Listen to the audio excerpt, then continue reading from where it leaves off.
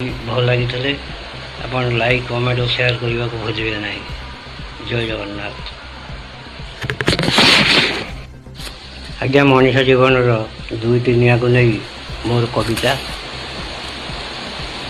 ମଣିଷ ଜୀବନ ଅଟଇ ସ୍ୱତନ୍ତ୍ର, ସର୍ବପ୍ରାଣୀ ଠାରୁ ଭିନ୍ନ, ଜନ୍ମରୁ ମରଣ କରେ ଦେରାଖେଳା ପରିଚୟ ନିଦର୍ଶନ।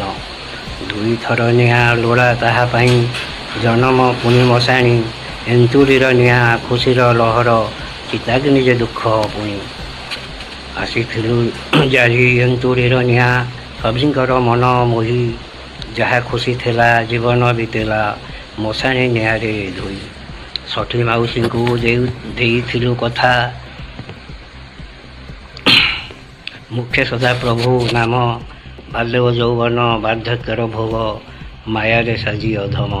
ଏନ୍ତୁଡ଼ିର ଅଗ୍ନି ଉଦ୍ଦୀପନା ଆଣେ, ସୃଷ୍ଟି କଲା ପରିଚୟ, ଦେହ ମନ ଆତ୍ମା କରି ଏକାକାର, ମୁଖାଗ୍ନିର ବେଳେ କ୍ଷୟ।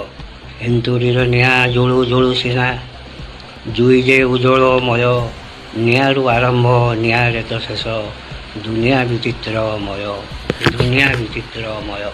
ଆଜ୍ଞା, କବିତା